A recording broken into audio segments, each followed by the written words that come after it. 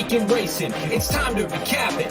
And who better to do it than Michael New Magic? Two bros/pros who cover the highs and lows of racing around the globe on every one of their shows. Real fans look forward to these guys and their last stunts, cause they know they're not talking out of their royal ascot. What they say makes sense. So ladies and gents, sit back and relax as Blinkers Off presents The Magic Mike Show, where you hear the experts speak. The Magic Mike Show. Tune into the show every week. The Magic Mike Show. You can trust the show is the bomb because it's being brought to you by RacingDudes.com. What is going on, everybody? I am Mike Somich, and this is the Magic Mike Show, episode number 272. I've got a couple special guests here today as Magic continues to be out on maternity leave. We got the CEO of Horsing over here, Jared Welch, and Tough Luck Bob himself, Aaron Halterman. Guys, anything happened in the last 36 hours that we should talk about? I forgot that was my name on here. No. What's new with you? Oh, not too much. You know, there's a story that broke out of Kentucky on Sunday that seems to have kind of caught the horse racing world by storm.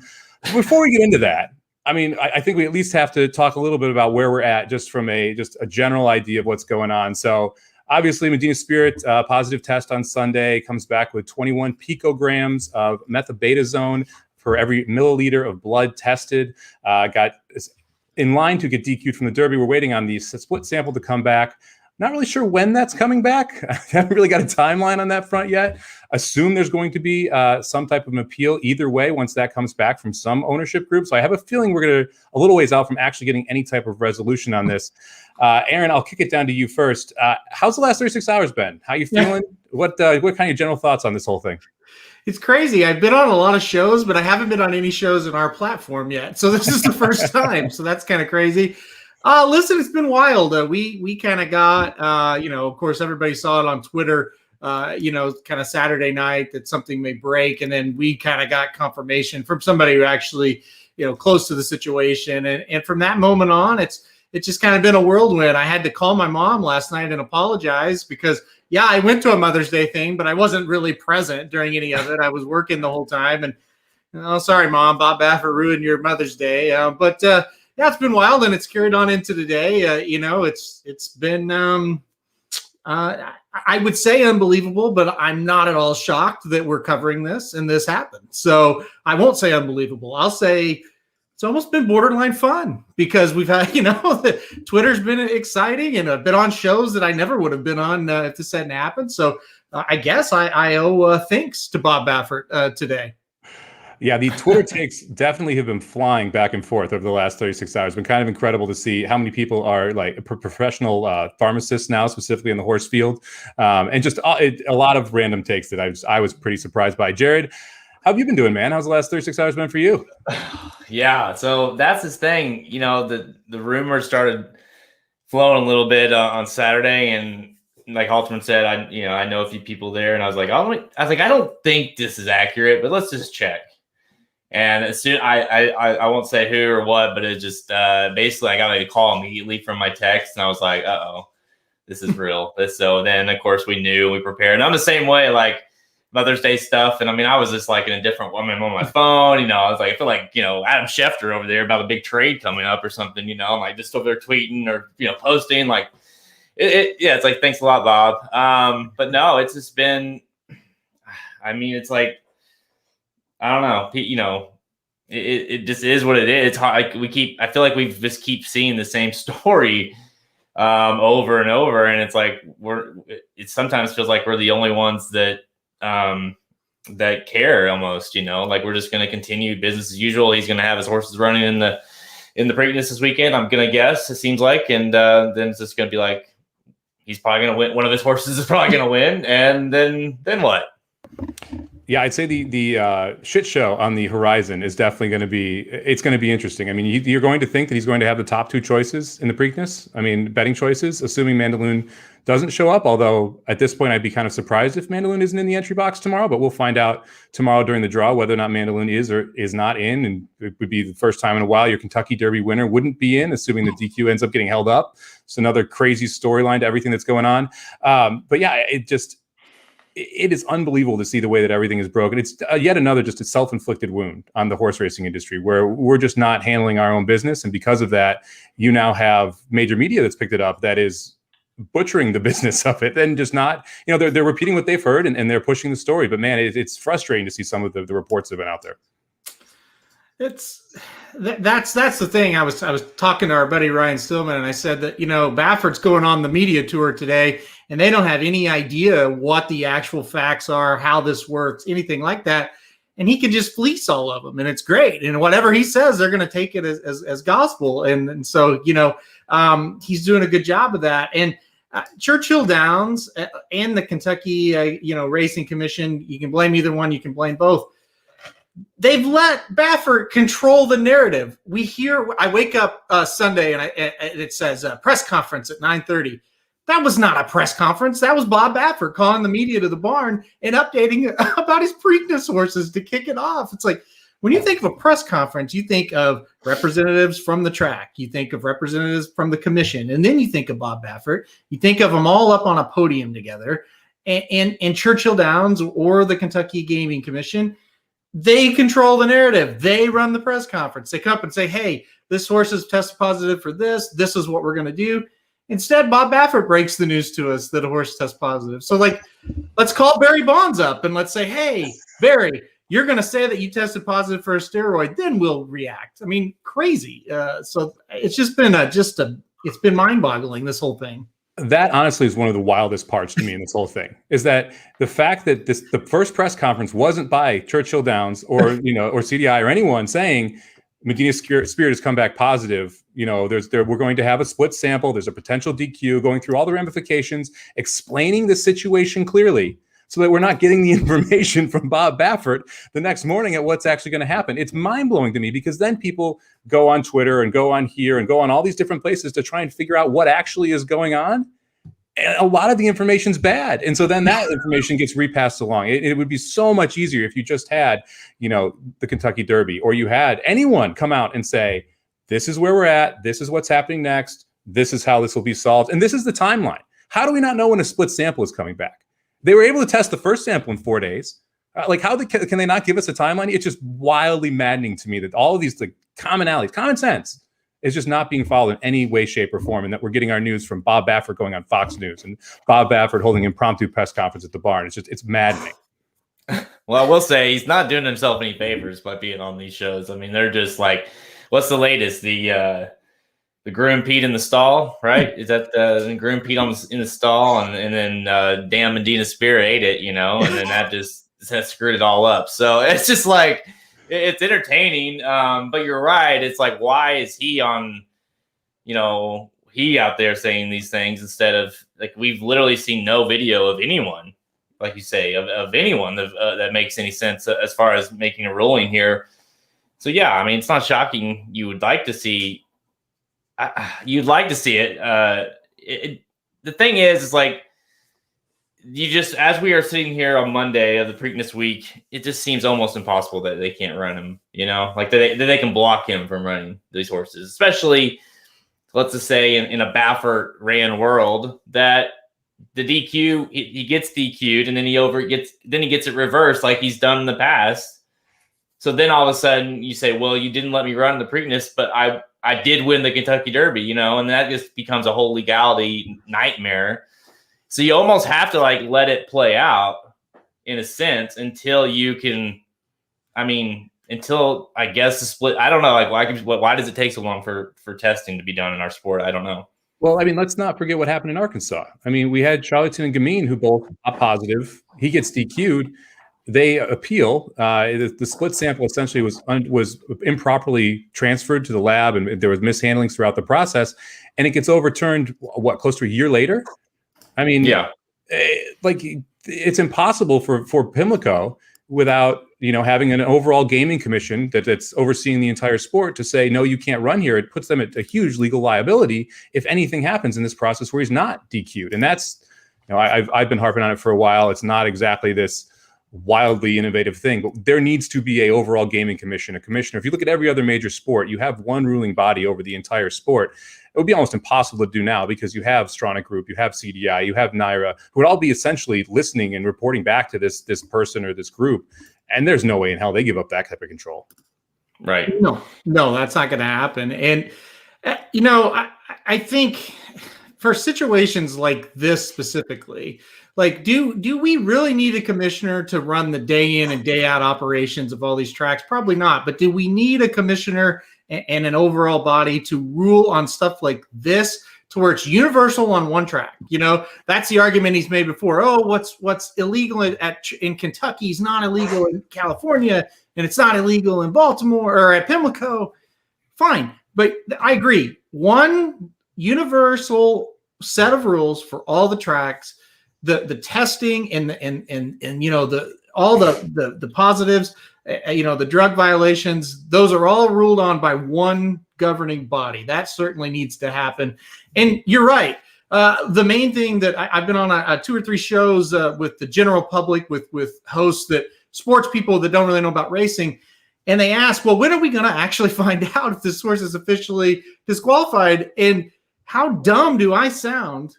The answer is, I don't know. And they go, well, you specifically don't know? I said, no, nobody knows. And then it's like a pause, like, what? It's like, yeah, I don't know. Could be this week, could be 3 weeks, could be the middle of the summer. Who knows? And like you said, why not come out and just make a statement? We've done the split sample test, we've sent it off, and we'll get it in X amount of days. That's not hard to me, right? You would think it wouldn't be. I mean, and the fact that the Preakness pushed the drawback a day almost made you think that Kentucky was going to come out with something today. And that you were hoping, oh, okay, there's a reason they're pushing the drawback a day. Because really, what good does it do pushing it back a day if you're not going to have any additional information? I mean, you give Mandaloon another day to consider it, right? But what else has changed in the one day that we pushed this drawback? Nothing. And that's when I saw that news, I thought, oh, well, they're going to have some kind of news for us tomorrow. Like Monday is going to be a big day in terms of announcing it one way or another. They just need more time, but it's like, it's almost 5:00 Central, and we have heard nothing different than, and the only thing I've heard actually is that, hey, the horses arrived. They're good. Jimmy had a quote. Hey, everything was good. They shipped fine. It's like, great. I guess they're running. So yeah, I don't know. It is frustrating because it puts us, even if from as Halterman and I were talking about it last night, it's like, even if you just take out all the bullshit and just look at it from a pure handicapping standpoint, you still have to wait. You don't know. That the race could be wildly different whether or not these horses are in the race or not. So it just makes it impossible almost to handicap and do anything really until we find anything out.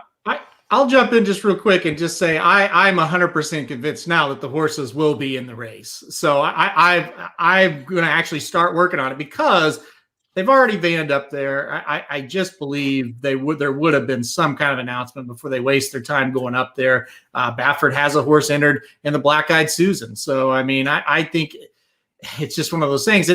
And so 2 things. One, people are pissed at Pimlico or the Maryland Jockey Club. God, I think legally they had to let them run. I don't really blame them for this. I'm not mad at them for this. If you don't let them run and then this split sample comes back negative, you are screwed if you're Pimlico or Maryland. So I'll give them a pass on it for sure. And second, as a handicapper, I almost feel the same way I felt going into the Breeders' Cup, but like more intensified now. I do not, with all my soul, want these horses to win. Like, I so hope they lose. But at the same time, my job is to give you who I think is going to win. And how can I sit here and think that he's not going to win this race? He's got 2 horses that look better or just as good as everybody else in the race. So it's a real, just a personal issue for me, kind of what Jared was alluding to. So Yeah, I definitely want to get into the gaming side of this too, because there's obviously been a huge backlash across the horse racing community about the betting aspect of this, and a lot of people feeling cheated, and that it's that if they had Mandaloon, this pays completely different. One thing I want to mention before we kind of jump into that here, Nate brings up a question: they test only post race, or they test pre race as well? They test pre and post race, but unfortunately, they don't test for this specific steroid pre race.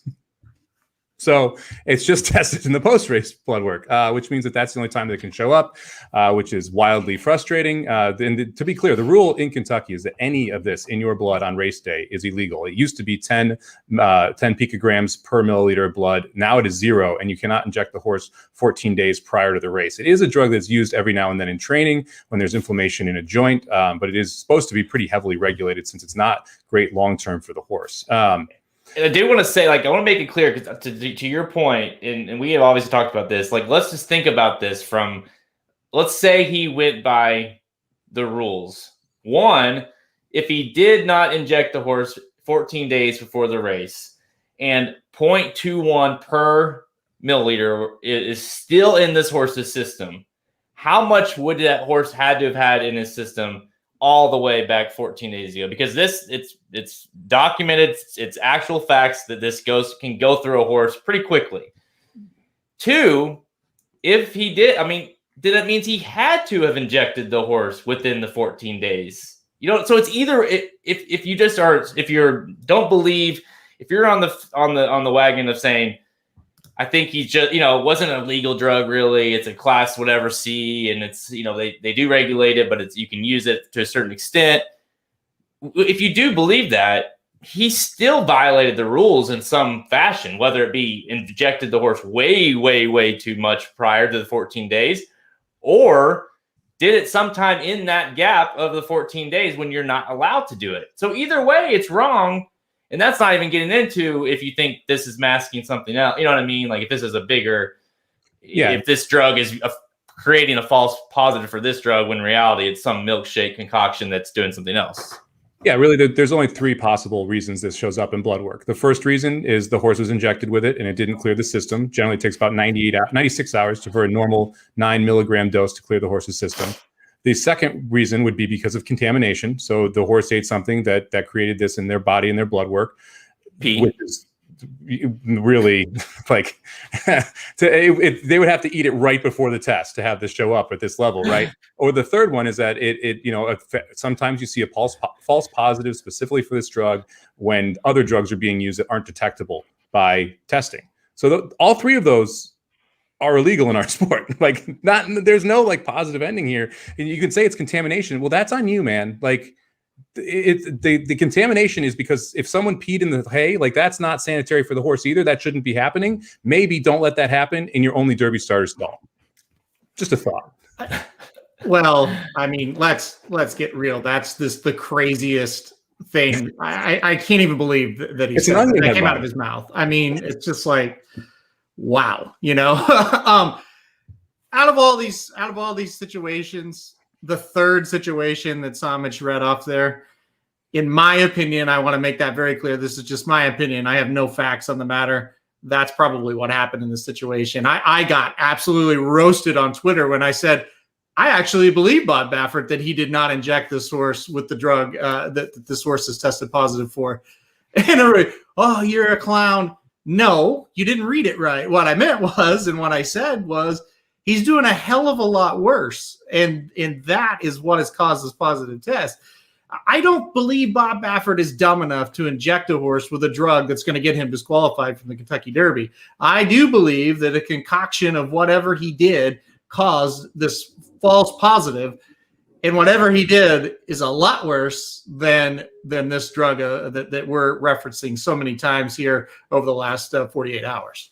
Yeah, I never thought I would know so much about beta-methazone in my life. I'm not going to lie. Like, it's been absolutely crazy. And it's interesting, this is also the same drug that Gamine popped positive for at Oaklawn Park. Also a race where no Lasix, race day Lasix were administered.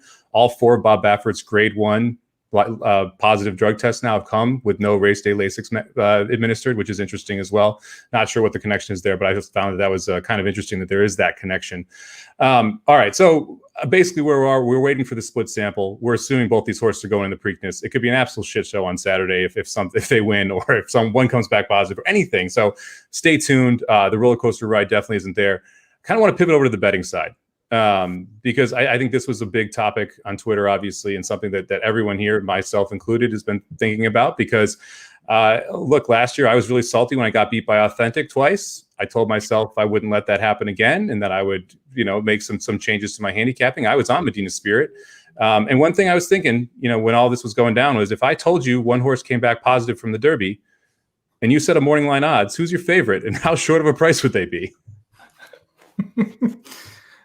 Go ahead, Jared. No, I want you to take this one, buddy. Jared and I looked at each other. I'll just say this. Jared and I looked at each other after the Kentucky Derby, and we were like, well, we know what happened there. He just walked off. Listen, we've been around the game long enough now to definitively look at horses and watch horses races and know if they're good enough to win a race like this. He wasn't. I mean, this is a horse that you used and you picked up, whether you picked on top or using a try or using the pick 3, 4, 5 because of the trainer. That's it. If Shug McGahee had this horse, you wouldn't have picked him because he probably wouldn't have been there. I mean, that's just a simple fact of the matter. I mean, Jared even alluded to this on the post-race show that day. It's like, well, he basically said, Baffert is a lot like Bill Belichick, only Bill Belichick doesn't inject Tom Brady with medications. And people were like, oh, I can't believe he said that. Well, it's the truth. And you mentioned Authentic and you mentioned, hey, I kind of learned my lesson. Like, don't let Bob Baffert beat you here. Like, when you think about last year now, Authentic beating Tiz the Law, and everybody was like, how did that happen? Well, I think we kind of know, right? Yeah, I mean, I picked Medina Spirit because of the past races and the pace and the setup there. But those past races were all for Bob Baffert. They all, there is the past precedence of the horse and how the horse was going to run, and you had to expect that horse was going to run its best effort on Derby Day because we've consistently seen that from Bob Baffert. In this case, we see the first positive drug pop that we've seen from any of his starters in the Derby, let alone any of his winners. Yeah, I was going to say too, it is, I think everyone that watched the live show afterwards could see how visibly upset I was. It's not like I wasn't like sobbing, but I mean, like, it was just like, God, and I think too, it's just the way they do it, like when Authentic puts away Tiz the Law, who looked like he had him beat, like Tiz the Law is going to go right by and he re-breaks. And then Medina Spirit runs a good race, but it's like, uh-oh. But here's Mandaloon, here's Essential Quality, here's Hot Rod. They're all right there. Granted, none of them pass each other, but it's just like he just keeps going. He re-breaks. It just, like Halterman said, we knew enough we know every single detail about every single Derby horse in the field. It's like, he's not good enough to do that on his own. I guess you don't know, but you know what I mean? Like, you're just like, that was, and you're just like, that's why he won. And you knew it. You knew it in your gut. You knew why he did it. And that's why I was so you cashed everything. We all cashed everything. The guide was great. Everything was great. And I was just like, wow, I wish he would have lost. If Mandaloon wins that race, from my betting standpoint, it doesn't help me, because I didn't use Mandaloon on top. And so it would have hurt me, but I would have lucked. It would have felt better, I feel like. For them to see Baffert win with that. So I don't know. It's just disheartening to watch this over and over and over again. And it makes the game unenjoyable, in my opinion, to even watch a race. And honestly, that's going to hurt. He's hurting the sport. He is. Well, I think that's really, there is no positive outcome here. I think that's one of the most frustrating parts about this is that, okay, let me rephrase that. If this is the key incident that creates change, there is a positive outcome. I don't believe it will. So that's why I'm saying that I don't see any positive outcome, because it's yet another self-inflicted wound by horse racing, which we have just had endless self-inflicted wounds in the last 3 years. The lack of the ability to handle this has been atrocious over the weekend, and to not get in front of this and to not be able to give accurate timelines to fans and explain the current situation is unacceptable. And the fact that we're now going to sit in a week of just weird, I don't even know how to describe it, just this purgatory of in between now and in the actual Preakness, holding our breath, hoping that he doesn't win that race too, when he's going to have the two most likely winners. And then there's another week of like purgatory of waiting to see if anything comes out in that time that's going to lead up to the Belmont. I mean, it's wildly frustrating that we're put into this situation, and that as a bettor, as fans, as everything, there's really no end in sight. And that to me is what is the most bothersome part.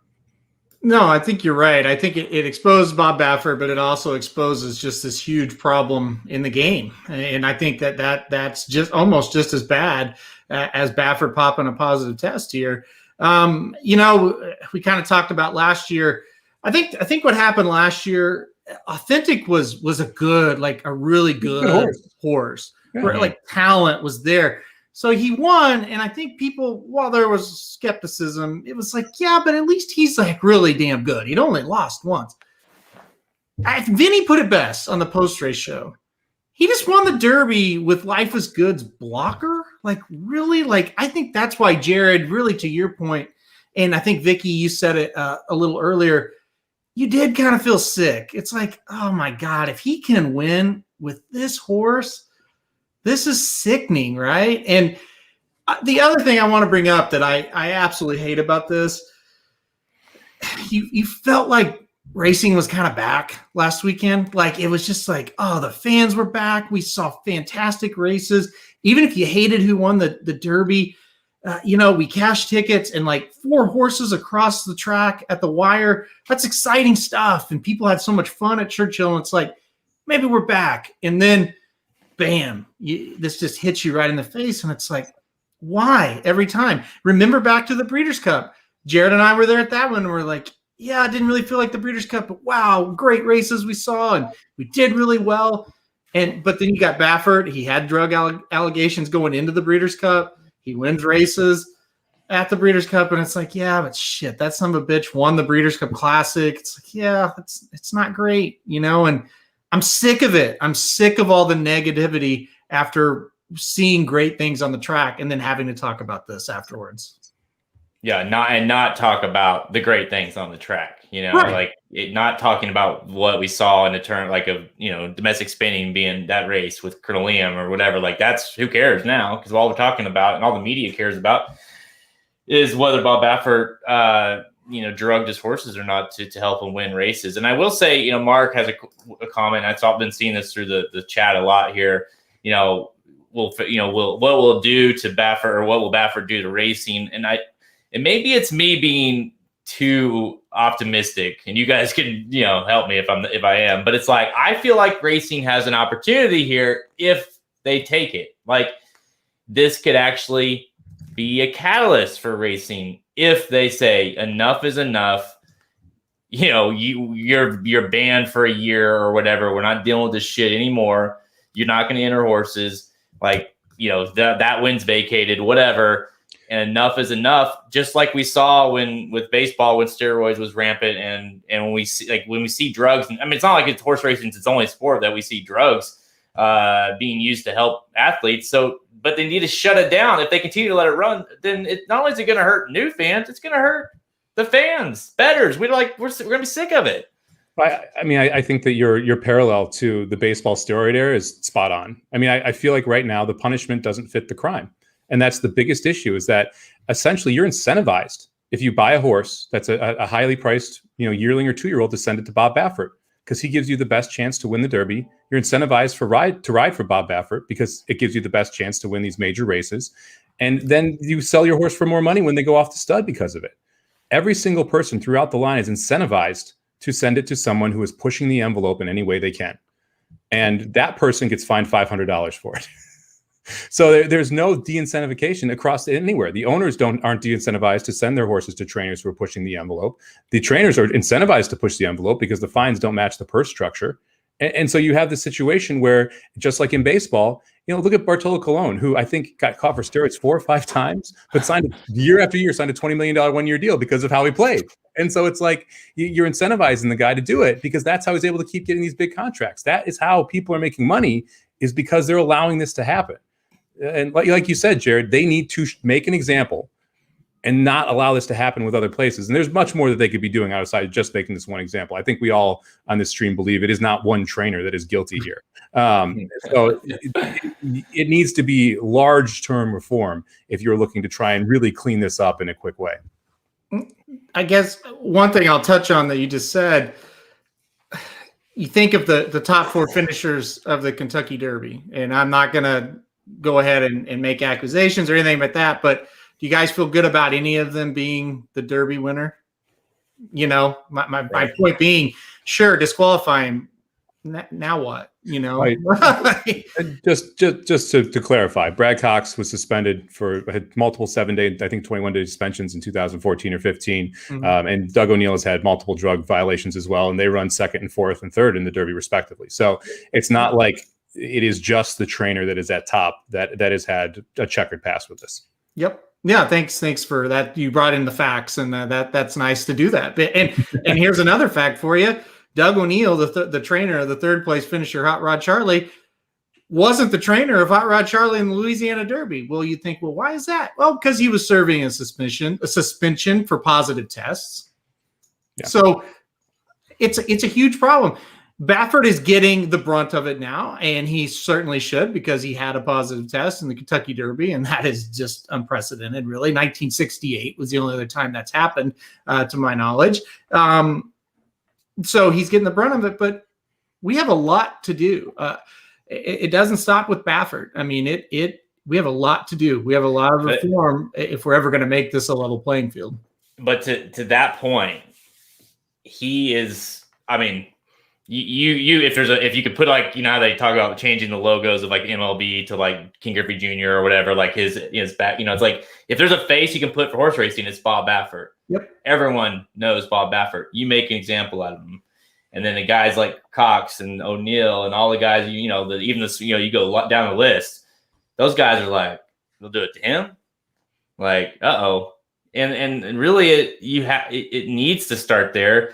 But it's got to be like, only way to make it consistent is to have some sort of governing body that's going to handle this, because you can't do it track by track, because all it takes is one track to allow them, and then it's like all the work was for nothing, right?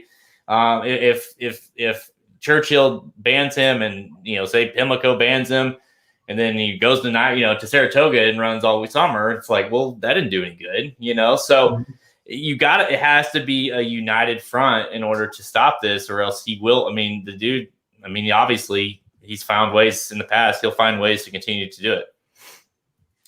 Yeah, I think it's important. Yeah, it's just making sure that you have a united front against this across the entire thing. I think that having that National Racing Commission or something along that really is the key here. But I'll pitch you an idea, Somich, okay? Here's an idea that I had, I think it was yesterday or day before with Halterman. I literally I was probably drinking, and that's how it came out. But so what did whenever you look at college football, what did they do? They created a committee based off of guys from different schools or different conferences or whatever, to kind of have a collective opinion of everyone. So you get a representative from, like, say, the Big 12 tracks or whatever in the country. Santanita's got one, Del Mar, Saratoga, Oaklawn, Kentucky, or Churchill, Keeneland. They all have a guy or woman there that's kind of a collaborative committee. So they are the voice of it. They take all this in. So because everyone's always like, well, it's track by track. It might hurt my track, But these are the representatives that can make this overall decision that affects all of racing. I think that's a great idea. I think it is too. You just described every single structure in every major sport where it's owners that are those people and a commissioner. Like it's literally, that's how every other sport is set up, where it's someone who owns the team, or is it? No, it's not rocket science, right? Yeah, right. That's the thing. It's not like the solution is that difficult. It's just that the people that would have to work together are highly unlikely to work together because of what has happened in the past around these companies not wanting to work. I mean, we can't even have races go off at separate times. Having someone at the like having a person on each of these places on a committee agreeing on the rules, when I love it. I think it's a great idea. I'm not holding my breath. I'm with you, and I don't think it's ever going to change, guys. And that's another thing that's hard to explain to the general public. It's like, well, what's the punishment? And I said, well, they all act differently. Churchill Downs has suspended him, but that doesn't mean he can't run horses everywhere else. So it's the equivalent of each individual conference in the NFL handling things differently. So a Cowboys player gets a positive, and okay, you can't compete in games in the NFC East, but every other conference, sure, you can compete. Like, how insane is that, right? I mean, I will give Churchill Downs credit in the sense that they are not allowing Baffert to run any horses under any other trainer as well. I do think that is a big step, and that's something that I would love to see across the board, is that if you see a positive, it just shuts it down for that trainer, right? And in this case, we're waiting for that split sample again. Obviously, there's still more to come in that front, so you don't know for sure what the outcome of this is going to be. But, to say, well, in the interim, while we wait to do this due diligence that we're going to do, you can't run a horse here under any circumstances, I think is the right thing to do. Yeah. Yeah. Can I want to backtrack, because you said you want to talk about the betting, and that's who really gets screwed in this situation are the bettors. And I thought, I think Jody Powers, I'm going to put up that comment. I had Mandaloon pick 4s, pick 5s, and I won't get any of my money. And that's absolutely true. And then, went on to say, I watch you guys all the time. This is BS. I'm guessing you're still talking about the betting. Let's address that. Yeah. I mean, who is the real loser here? The bettors. You get completely screwed. And I don't know what we can do to rectify this problem, other than we have to fix the game as far as the doping problems. But, the race was official. It's paid out. A week later, we're going to get, a week later we get the positive test, and that'll be another however long to get the official DQ. But Somich, you're not giving back your money for the Super, so people can get paid for Mandaloon, and nor should you. It's the worst. It's the worst. And unfortunately, this is happening every day to people, literally. It's awful. And it's almost impossible. Like, the argument, it's so. You had De Jour on the undercard, right? You had Gamine on the undercard, who were probably likely, Gamine was probably singled in every pick 6 ticket that ended with Mandaloon that's complaining about this. And it's like, well, are we sure that the whole sequence, it poses a lot more questions than just one. And the unfortunate truth about this, and this sucks to say, it has to be part of your handicap. It sucks to say that, but it is now one of the factors that has to be included in your handicap. And if it's not, that's something you need to adjust to if you want to keep betting on horses, because it is 100% something that is factoring into the results of the races. 1,000%, not even 100. I mean, that's just it. And I think Mark said you have to use Baffert defensively all the fucking time, because if you don't, you're going to get beat. It's like with this horse, it's like the guy hit the pick 4, and he was the last horse in, and it's just like, well, I don't want to get to the Derby and lose because of Baffert, so I'll throw him in there. You have to do, and you're right, Somich. You just have to play him and move on. I mean, that's all you can do at this point. You have to factor it in, and that's awful, because you're not at that point. It's like, here's the horses I think could win, and then here's the Baffert horse. Yeah, it's awful. You have to assume that he's going to run his best race every time, because he probably is. It's and I think your choices as a bettor is you either use Baffert no matter what, or you don't bet at all. That's the only 2 options. And to beat Bravazzo, he had to be drugged, right? Justified. Bravazzo standing at Calumet Farm, by the way. There you go.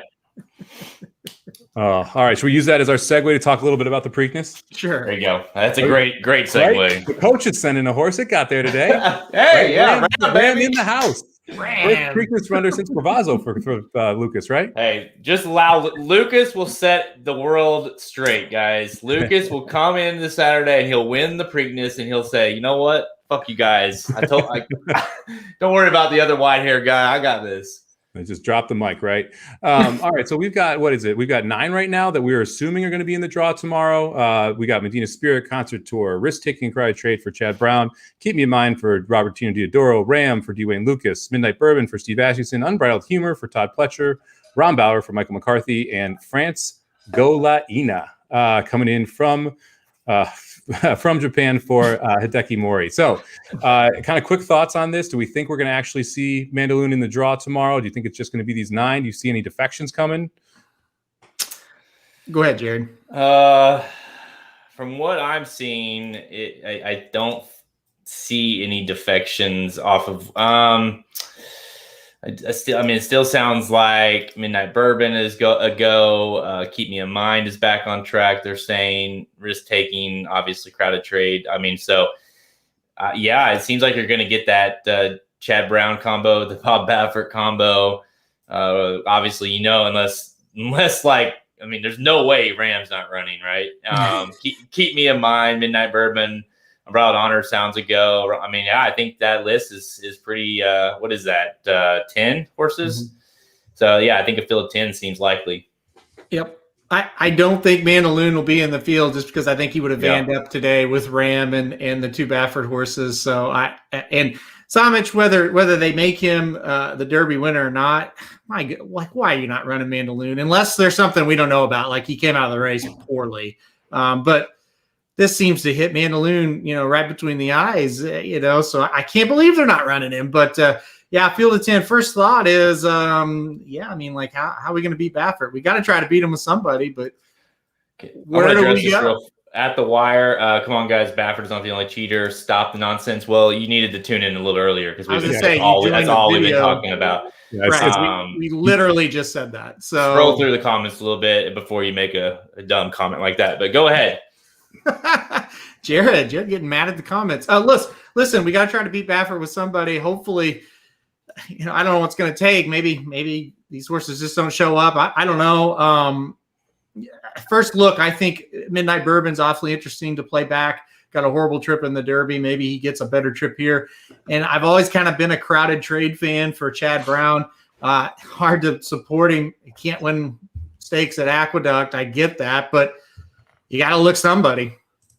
Right? Yeah, it's interesting. I was pretty taken aback that risk taking came out of the Peter Pan, to be honest. I thought that was 100% the spot you're going to end up running that horse. And for Brown to not run him there and pull him down to the Preakness, you've got to think that he thinks that horse has a big chance here, or he thinks the field is weak. I was really surprised on that. Did you guys hear any reason why he chose the Preakness over the Peter Pan here? Just that he's training well, and they think, hey, well, why not take a shot? And I think he kind of felt the situation was kind of unraveling. And, with the even before the Baffert news came out, it's like, well, we could take a shot in the Peter Pan, or it's like, well, hell, there's not going to be that great of a field in the Preakness. So I think it's just, let's take a shot. Yeah, bigger purse, distance being a little longer. He mentioned as well that he kind of said, it makes you wonder if he's downplaying it or not, but he's kind of like, he said something like finish second or hit the board in the Preakness still is a nice, effort, nice payday. So he obviously thinks, I think he's looking at this thinking, hey, let's run 1-2. Because isn't risk take, they're both Clairvich, right? Yep. They got Clairvich names, that's for sure. Yeah, exactly. I think it's an interesting move. We talked about this a little about the Derby. There's not a world beater that came out of that Derby field, right? Like all things considered, there is no super horse in there. What we believe to be one of those, horses that can come out of this and win the Breeders' Cup Classic and go down the line and beat all the older horses. So I could see it does make a sense to take a shot against this field in that sense. It is going to be interesting to see how much money is going to roll in on those two. How important do you think the post position draw is going to be tomorrow? Just figuring out who's going to be on the lead, and from that perspective, what do you think is the best case scenario here for, let's say Midnight Bourbon, who we think has a chance to upset the 2 Bafferts? I guess I would want to draw on the outside of the 2 Bafferts if I'm Midnight Bourbon. I don't want like the 10 hole, but I would like to be outside the other speed. And then, I can just kind of make the decision of where I want to place this horse. The thing about Midnight Bourbon, he doesn't have to have the lead, but I do think he's better on the lead. I think drawing outside the speed will be important. It's a situation.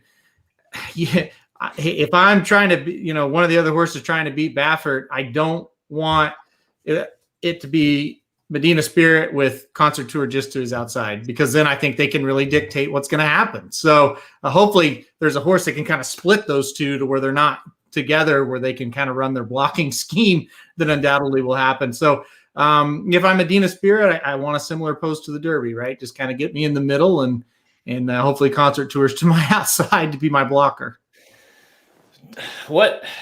I mean, in my mind, I keep going back to thinking, okay, like, but obviously he doesn't give a shit. But it's like Baffert's like, well, I'm not going. Yeah, Bram cuts off Medina Spirit out of the gate. America wins. That's right, and we will all be rooting for it. Maybe he's like, we cannot test positive in this race. I love the comments coming in on the chat. Yeah, I'll just stop talking. Let's read the comments for a little while. Wait. The setup is just unbelievable for the two Baffert horses with none of the other speed returning. And, Concert Tour probably the naturally fastest horse. The fastest horse out of the gate, and I would say Medina Spirit probably the second fastest horse just at jogging speed. So that could set up for a real problem for anyone else trying to make a move on these two. So it's going to be interesting. Yeah, we do need Paco. Let's get Paco Lopez out there. He'll create a little havoc. But I think it's going to be awfully interesting to see how this is race ridden as well. I mean, you look back at Justify's Preakness, where it was the entire field versus Justify. And everyone literally tried to ride to make it harder for Justify to win the race.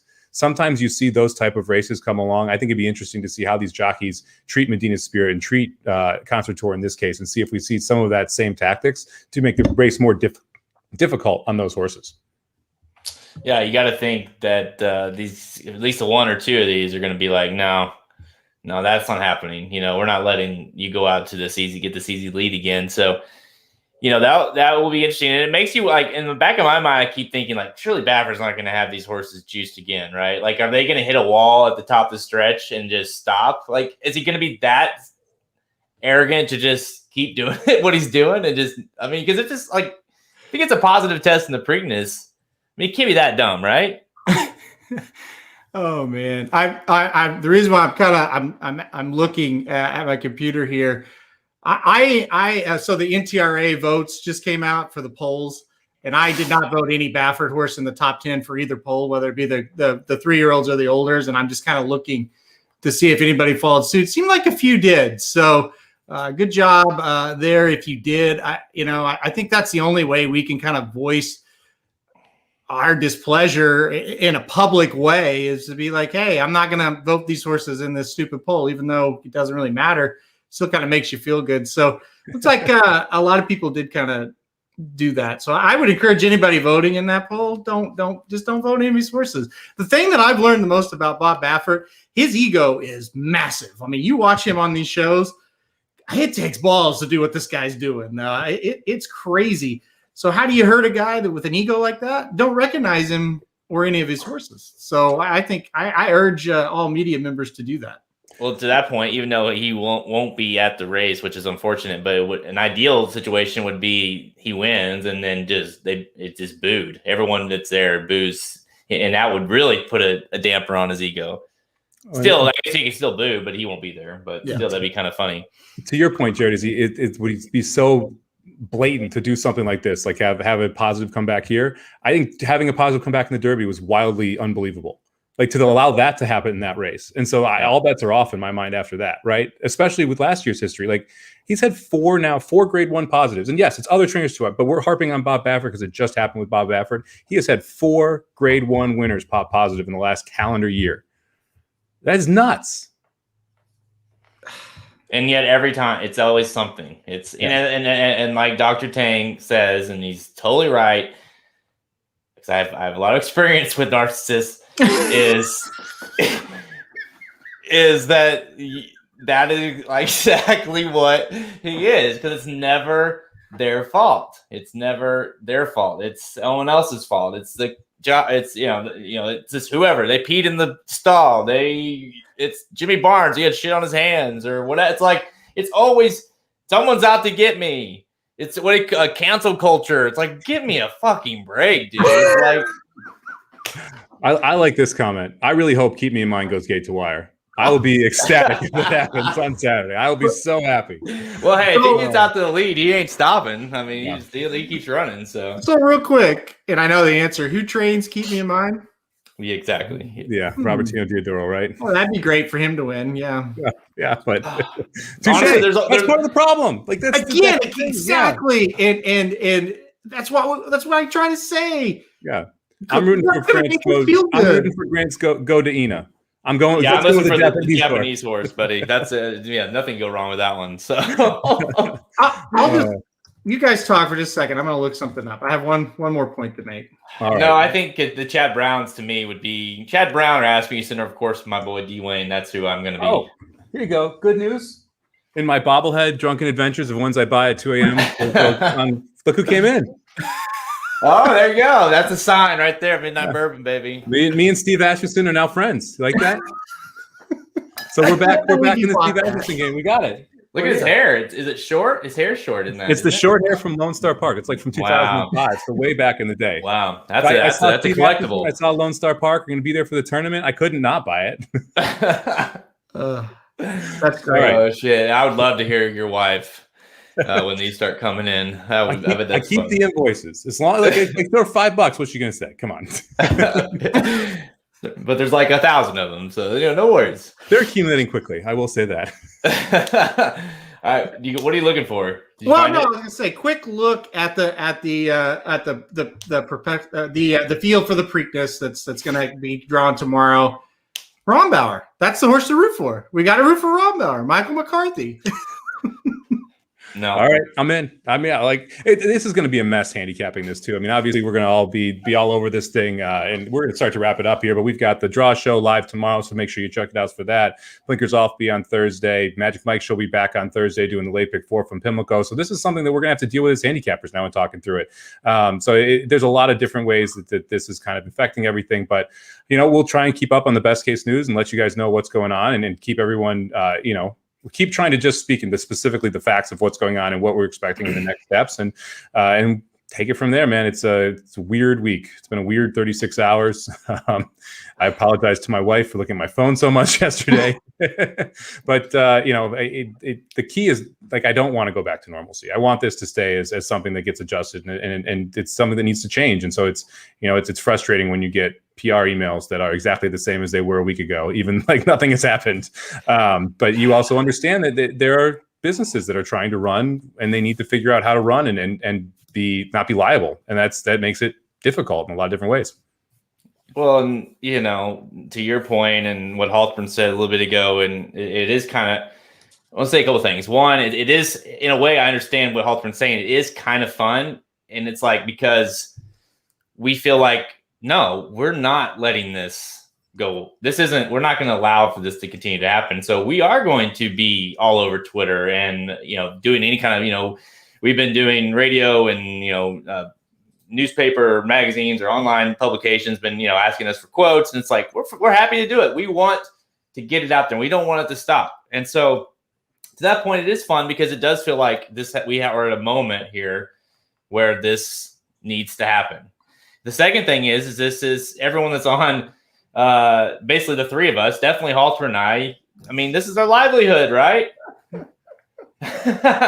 Now that would be like a 60 for 60. There needs to be a 60 for 60 on American Pharaoh's confessional. I did hear a rumor that Concert Tour is the one behind drugging Medina Spirit. Yeah. I can't prove that. It's all rumor. But no, I mean, just because we don't want to see the sport we love and why we got into it go down to the shitter because of one guy. I realize it's a bigger problem, but he's the face of it. And so, yeah, I mean, it's important to us. We care deeply about this and want it to get better. Yep. Now, I want to make sure I address this too one time. What do you think of the movement by Mandaloon bettors to try and get their money back if he wins? I think that it was a long uphill battle, unfortunately, and that's just kind of the truth here. Because if this wasn't found in the system, you could make an argument the horse would have still won or would have finished second or third. The fact that it's a pari-mutuel pool and the money has already been paid out, you're essentially going to have to. And I think the only person you could go after would be CDI in this case, and the only way you go after them is for gross negligence. There really is not much else to stand on here, which makes it really, really difficult. And it's one of the most frustrating parts because, yes, this is the most public one, but it's not. It's Gamine too. It was Charlatan and Oaklawn. People had those horses, or the second place horses, and then they won technically, but lost. And then later they lost after they had won because a year later they switched to the thing. And so the problem is just the hoops that are jumped through these things and the time it takes to be able to resolve it. And, like I said, I felt pretty stung as someone who had a big number going on Tis the Law last year. I mean, there's a live stream. If you look at my face during that stretch run, I am not happy. And it's for the reason that I felt like it was taken away from me. And that's my opinion, but that's how I felt. And I obviously, if you had Mandaloon, you feel that way right now. And it sucks. And it's a huge problem because, people will say, oh, the bettors aren't that important. The bettors are extremely important. It's the lifeblood of the industry, and you need to figure out how to you being not you obviously, but the industry needs to figure out how to take care of the bettors in these situations and how to drug test the morning of and the horses out if they have anything positive. I mean, you have to find a way to be able to do this better, quicker, more efficiently, to be able to avoid situations like this, or you have to be liable for it, and that I think is going to be very, very difficult. So I think what we need to do is just find a better way to do this, a more efficient way to do this. Couldn't have said it better. I totally agree. I mean, I don't know if it's possible, but what you just said would make a ton of sense of test them before the race. And if they're dirty, they're out. And then that all guessing is gone at that point. That would be great. Ours definitely we will. I mean, obviously we're at it. We already started to work on the wagering guide for this weekend at Pimlico, so obviously we'll be all over that. We'll be like Somich said, we'll be all over the live streams. So we'll continue going, but it does put a damper on it a little bit. It will be a weird day for sure, especially depending on what happens between now and Saturday. Well, the worst part is going to be turning for home. I will probably have one or both Bafferts. And if I'm alive to something, you have that financial tug versus the emotional tug where it's like, do I really want to root for Concert Tour to win right now, even though I'm alive to, a couple $1,000s? It's one of those things where it's like, it's not a situation you want to be in. I know. It's so, because it's like, are you really going to sit there and, and not use Bob Baffert, and it's like, you have to. And how upset would you be if he beats you again? But it's one of those. Are you betting with your heart or your head, right? And yep. Why are you betting? Are you betting for enjoyment? Are you betting to obviously you want to make money, but are you betting because you need to make rent money because it's a livelihood? Are you betting because you want to enjoy it? And what's that worth to you? So it's kind of crazy. It's exactly no, and again at the wire, we're not saying we never. We actually mentioned that he was suspended. We mentioned that he was suspended for positive multiple times. So it's not just Bob Baffert. But right now, the face of it is Bob Baffert, and the person that was caught was Bob Baffert. Correct. It was not, the person that how many people came back positive was Bob Baffert. Not caught yet. Guess how many people's first sample came back positive in the Kentucky Derby? One, Bob Baffert. So that's why we're talking about Bob Baffert. If it was Brad Cox, it'd be Brad Cox. I mean, it's just, and unfortunately, I'm glad it is Baffert because he's the only guy that's had five positives this year, right? Or in the last year, the last 16 months or whatever it's been. So it's like something needs to change, right? Well, it allows you to enact change. At least allows you to start somewhere, right? The positive allows you to start somewhere. Without the positive, it's just hearsay and rumors. And so I agree that some of those hearsay and rumors probably have some steam. They're not backed by a positive. Right. Yep. Yeah, it's a mess. I mean, it really is. It's hard. I mean, what level of excitement are you guys right now for the Preakness? That's a tough question. The thing is I kind of like a lot of the horses on the undercard. I have horses that I'm a fan of that are running on Friday. I saw the races come out there, and I think we're gonna have some pretty good horse races. So there's definitely some excitement on that side. I think I'm more nervous than anything because of what the outcome and ramifications of this can be if this goes wrong. And I don't necessarily trust everyone to make sure it goes right. And that's my main concern. I guess that's probably what would be my thoughts as well, Somich. I think you put it well. It's a little nerve-wracking. My excitement, it's not really dampened. More so is just I can't really tomorrow I have to block all of this out and just focus on the racing side of it, right? I can't get into it because I'm having to do so much other stuff that has nothing to do with the Preakness right now. Tomorrow I'm just no. The answer is no if anybody asks because I have to do my job and work on this Preakness and handicap. I I mean, I'm excited for it. Here's the deal. I've seen people say, forget it. I'm not betting it, or I hate this, Preakness or whatever. To me, he wins if you have that attitude. You're letting Baffert win. You're letting him take away something that you enjoy. And I'm not going to go down that road. I'm not judging you. If that's your thoughts, that's great. And you're allowed to do whatever you want. I'm not one of these people that if I disagree with you, you're an idiot. That's just not how it is. I respect your decisions and opinions if you want to go down that road. My personal road is I'm going to let him ruin horse racing. Like, Gunrunner's first baby wins on Sunday. I should be happy about that. Yep. I'm not going to let Bob Baffert make me not happy about that. And so I'm not going to let Bob Baffert steal one of the biggest days in racing from me. I will get excited and be ready to go. That's very well put. I mean, this is, for me, it's a passion. It's what I love. It's what relaxes me and calms me down. Some people love golf. I love horse racing and betting on it and going through the permutations of the puzzle and trying to figure it out. And to allow someone to steal that from me because of their actions is it's not a great thing. But I agree with you. I also totally understand the people that are frustrated. My handle went down after the Derby last year. 100% can tell you that.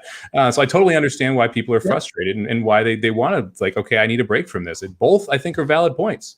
All right, so we're pushing an hour here. So Jared, any last thoughts here before we sign off and get ready for tomorrow's big draw? No, it's just, I wanted to make a point that the only times I've ever been on the show is when Magic hasn't been on here. So it just, I've literally never been invited to the Magic Mike show by Magic. So thank you for inviting me, Somich. You're obviously the better half of the duo. And it's frustrating that we have to focus on all this right now on Preakness week. But like Halterman said, I'm pumped because it's a Triple Crown race. And obviously it means something to a lot of these people that are running in this race. And, the fields are going to be out. 10 stakes on the card on Saturday. Of course, Friday's got a great card as well at Pimlico. It's a great atmosphere. So, yeah, I'm excited. And obviously the website's going to be, rolling on all cylinders this weekend. So make sure you go check it out. All right, guys. Well, thank you very much for tuning in, everybody, live on Facebook, YouTube, Twitter, all that jazz. Podcast available on wherever you get a podcast. Make sure to check out racingdudes.com. Free picks every track, every day. And we will keep putting articles up as we find more about this breaking story. We'll be back tomorrow for the post-position draw. You can catch us live for that. And then we'll be back on Thursday with both Blinkers Off and the Magic Mike Show. You got the Preakness Racing Guide this weekend, as well as some Sama Bombs coming at you from Pimlico. That's all. Hold on a second, because I've got to pull up the video, and then I've got to do something else and all this other jazz. I was doing so well hosting before this. Everybody, let's see if he's got it, guys. I got it now. I need a line. Someone give me a line here. Yeah, see, it's not as easy as you think. We'll see you guys on Thursday. The Magic Mike Show, where you hear the experts speak. The Magic Mike Show. Tune into the show every week. The Magic Mike Show. You can trust the show is the bomb because it's being brought to you by RacingDudes.com.